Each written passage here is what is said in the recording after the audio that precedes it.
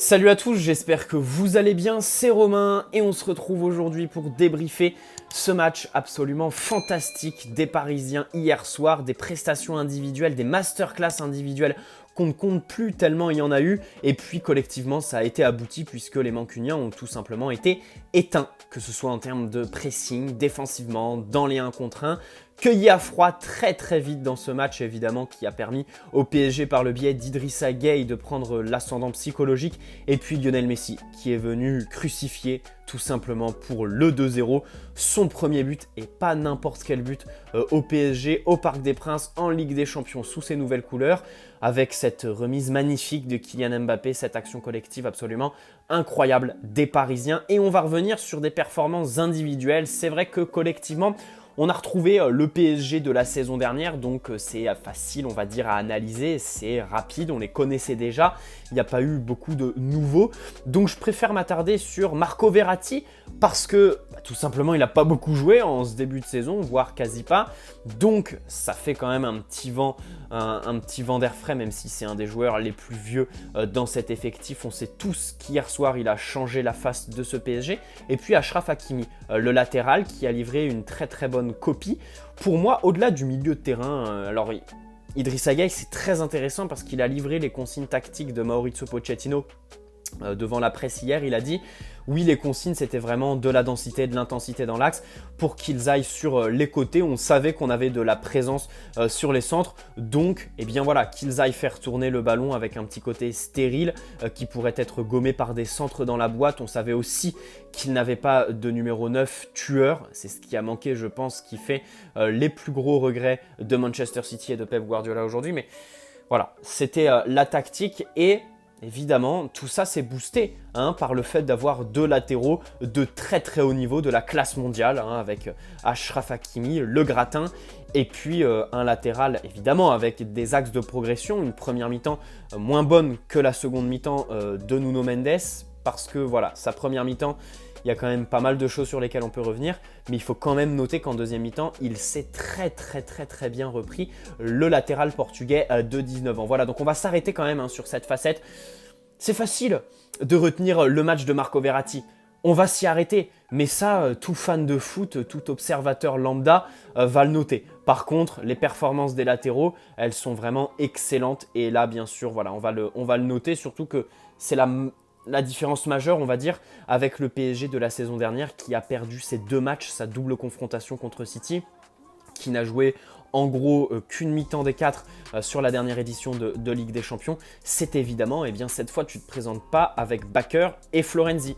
Tu te présentes avec Nuno Mendes et Achraf Hakimi, ça fait beaucoup de différence. On va retrouver la palette évidemment pour parler de Marco Verratti. Je l'ai oublié dans mon débrief hier soir, je m'en excuse, j'en suis désolé, il a fait du Marco Verratti. C'est absolument incroyable, c'est une raison d'aimer le foot, il n'y a aucun adjectif en fait qui pourrait qualifier cette performance. Les mots ne sont pas assez forts, voilà, il n'y a pas de mots pour qualifier cette performance. Il prend son jaune habituel, tout aussi habituel qu'inutile. Il a d'ailleurs fini la nuit dans une boîte de nuit parisienne. C'est du Verratti, franchement on l'aime pour ça, on espère juste qu'il ne va pas rechuter. Mais hier soir, il a pissé sur Manchester City bien comme il faut, après un mois sans compétition, et je crois que ça faisait que 2 ou 3 jours qu'il avait repris la course au camp des loges. Bref, absolument phénoménal Marco Verratti, placé en sentinelle. Ça, c'est un choix très fort, mais surtout payant de Maurizio Pochettino, parce qu'hier c'était le coaching de l'audace, de la prise de risque. Les 2 latéraux d'abord qui étaient assez offensifs, on pouvait se poser des questions sur le rapport défensif, la sécurité qu'ils allaient apporter face à Mahrez ou Grealish, qui sont quand même 2 ailiers qu'on respecte et qui sont capables de faire des différences à tout moment. Bon, hier ils l'ont pas vraiment fait, mais il y a aussi le choix de Gianluigi Donnarumma qui est très fort. Là encore, c'est à mettre au crédit, à l'honneur de Maurizio Pochettino. Bravo à l'entraîneur argentin.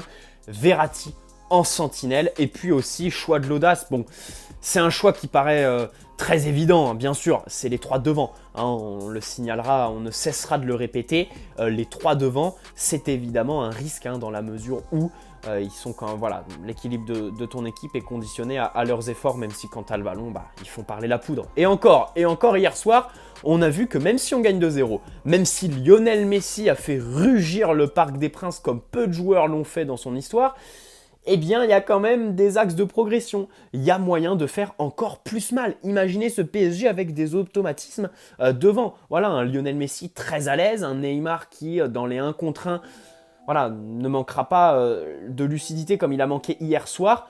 Neymar, au niveau des efforts, a été très bon, voire parfait tout simplement. Mais là encore, il y a quelques petites approximations. Kylian Mbappé aussi, tueur. Imaginez Kylian Mbappé tout simplement marqué hier, même si son match est très très bon. Bref, on va pas s'éterniser. Je vais sortir une série de vidéos parce qu'aussi, hein, je pense à la trêve internationale qui nous attend. On va se faire chier pendant 15 jours. Et moi, pour ma chaîne YouTube, il n'y aura pas de vidéos tous les jours. Parce que là, ça va être impossible, mission impossible d'en faire. Du coup, aujourd'hui, on va parler de Verratti et d'Achraf Hakimi. Demain, je pense qu'on parlera d'Idrissa Gueye qui a été élu à juste titre homme du match par l'UEFA. Donc voilà, on se retrouve pour Marco Verratti. Allez, avant tout, évidemment, Marco Verratti a éclaboussé le match de tout son talent, sa technique, sa science tactique, bien évidemment, du déplacement, de l'occupation de l'espace, de l'efficacité, bien sûr, de ses propositions entre les intervalles. On va y revenir un petit peu après, dans une position assez basse de sentinelle, point de basse très réel, très concrète de ce 4-3-3, même si devant, ça permutait beaucoup de Maurizio Pochettino, ce qui est assez étonnant dans la mesure où, eh bien, depuis son arrivée sur ses premiers mois, il s'efforçait à le titulariser beaucoup plus haut en tant que numéro 10, dans un rôle où évidemment il réussissait à sortir de grosses performances, mais où il n'avait pas du tout la même activité, pas du tout les mêmes consignes qu'hier, à savoir sur les relances se déplacer sur la largeur pour aller chercher un intervalle et se montrer disponible. Avant tout, Marco Verratti, c'est une activité tactique, physique, par ses déplacements qui est très intéressante, qui permet à ses défenseurs d'avoir une solution en plus, et on sait tous que face au pressing très efficace de Manchester City, il faut ce genre de joueur actif mais tout aussi intelligent. En termes de projection, c'était évidemment le rôle d'Herrera et encore plus d'Idrissa Gueye. Herrera s'est plus contenté, on va dire, même si le mot est assez fort je trouve, d'aller occuper le demi-espace qui permet eh bien, d'éviter à Achraf Hakimi de se retrouver dans des situations de 2 contre 1 et puis bien sûr à Manchester City de ne pas trouver d'espace, tout simplement parce que je le rappelle, hein, on va utiliser l'autre moitié de terrain pour parler des Citizens, la science de Pep Guardiola qui divise, on le rappelle, le terrain en 5 avec ces fameux demi-espaces qui sont occupés par les projections des 2 milieux relayeurs. Gundogan le fait très bien. On peut aussi penser à De Bruyne. Hier, Herrera est vraiment venu aider son latéral et c'est pour ça qu'en première mi-temps, Achraf Hakimi, son côté a été plutôt bien verrouillé, à la différence du côté de Nuno Mendes où Neymar redescendait, pas de problème, mais voilà, il n'a pas la rigueur d'un milieu relayeur et c'est évidemment pas ce qu'on lui demande, et où Idrissa Gueye était parfois un petit peu trop haut, peiné à arriver à temps, et du coup, bah voilà, ça a donné beaucoup de travail à Nuno Mendes, et ce qui explique évidemment le fait que sur son côté, il y a eu pas mal de dangers, notamment dans la profondeur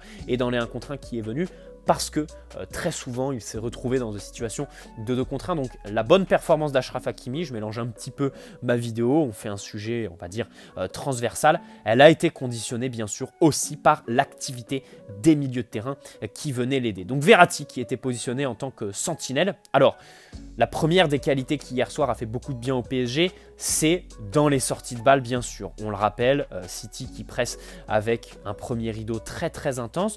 Donc on va imaginer ici les 2 centraux, hein, Marquinhos et Kimpembe, bon, Donnarumma, qui en première mi-temps n'a pas été très à l'aise ballon au pied.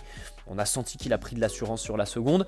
Et les attaquants Citizens qui venaient vraiment bloquer en fait tous les circuits de passe, que ce soit hop, on le rappelle, alors on les voit pas très bien du coup comme sur la vidéo avant match, je vais les mettre en jaune, qui venaient bloquer les circuits de passe qui auraient pu amener à tes latéraux, voilà, derrière, hop, impossible de leur passer derrière bien sûr, et puis voilà, se positionner ici pour empêcher les relais vers Ander Herrera et Idrissa Gueye bien sûr. Alors bien sûr, le ballon était orienté vers un côté en fonction des situations, ce n'était jamais comme ça en termes de disposition sur le terrain. Donc là, on va s'imaginer le le PSG qui relance. Hop, attendez, laissez-moi me mettre en blanc. J'espère que toutes ces situations tactiques vous plaisent bien sûr. On va enlever Marco Verratti puisqu'on va le faire apparaître à la fin.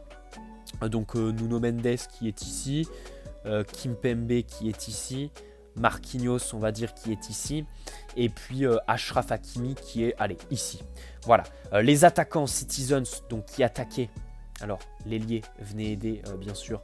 Non, il ne se mettait pas du tout là. Venez couper ce circuit de passe. Voilà, en plus de boucher la vision de jeu du porteur de balle. Là, c'est Kimpembe qui a le ballon. C'est pour ça que je l'ai entouré, bien sûr. Donc, comme circuit, Kimpembe a son gardien. Marquinhos, bien sûr.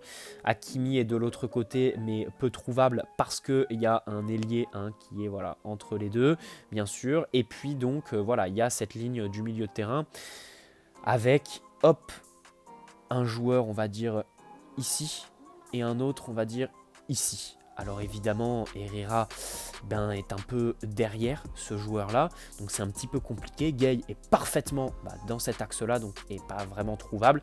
Verratti qui va avoir évidemment toute l'intelligence pour venir utiliser cet espace-là et se positionner ici.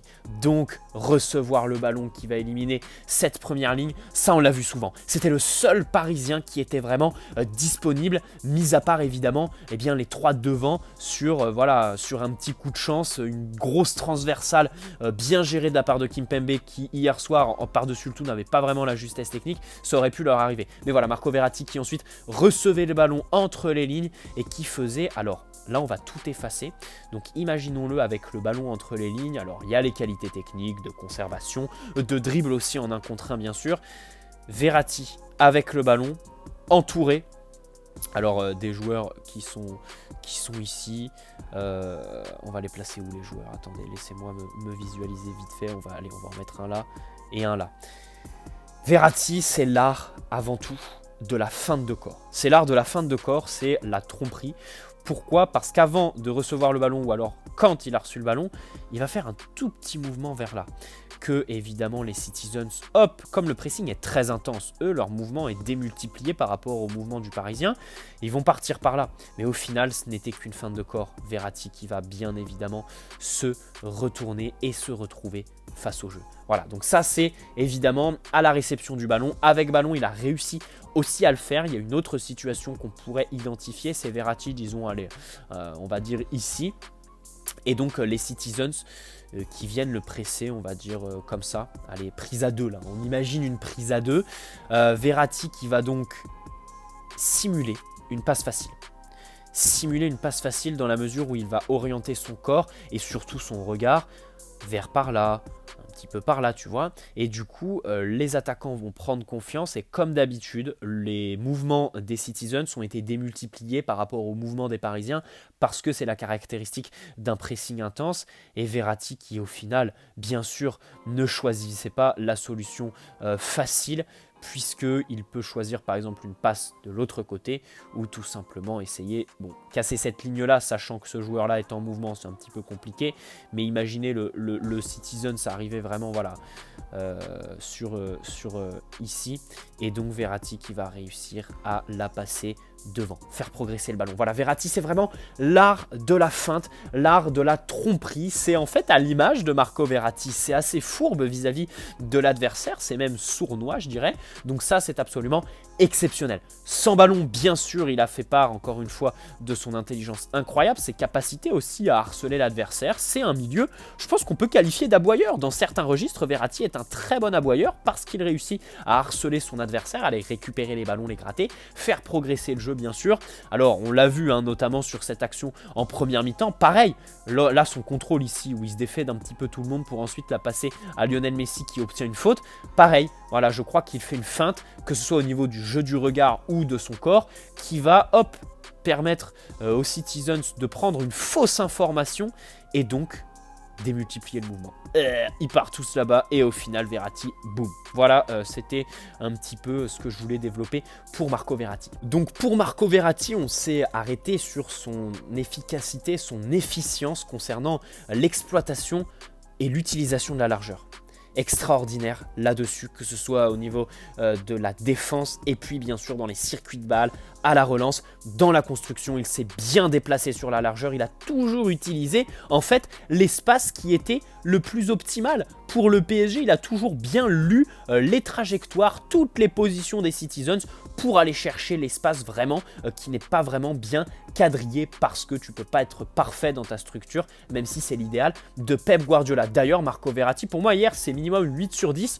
On peut monter à 8,5 sur 10 avec la fameuse mention, eh bien ça fait 3 semaines que tu n'as pas joué, ça faisait 3 jours que tu avais repris la course. On peut même aller jusqu'à 9 pour la mention, tu as fini ta soirée en boîte de nuit pour bien terminer de pisser sur toute l'équipe de Manchester City comme tu l'as fait pendant 1h30. Et si tu avais à le faire pendant toute la nuit, tu l'aurais fait, on le sait tous. Et on peut même monter jusqu'à 9,5 voire 10 pour la déclaration d'amour absolue de Pep Guardiola qui a dit tout simplement, mot pour mot, je suis amoureux de Marco Verratti. Donc voilà, utilisation de la largeur pour le petit bout qui a été extraordinaire, voilà, techniquement avec le ballon, sans ballon, harceleur, on peut le qualifier d'aboyeur comme je le disais, très complet, match très complet, toutes les facettes de son jeu ont été mises en avant hier par Verratti, extraordinaire, il n'y a pas de superlatif pour lui. Maintenant on va parler non pas de la largeur mais de la longueur. Et ce couloir qui a été utilisé par Achraf Hakimi sur les récupérations de balles. Très important, on l'a vu sur le second but qui est un chef-d'œuvre tactique absolu. On ne va pas y revenir parce que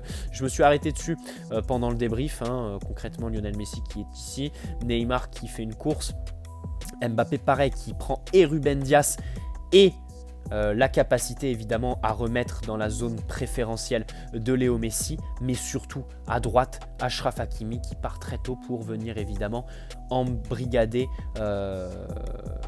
Cancelo. Alors là, évidemment, bon, ça permet de tenir écarté la ligne de défense de Manchester City, garder les intervalles et donc à la conclusion permettre à Messi d'avoir le but face à lui pour terminer d'une frappe absolument somptueuse.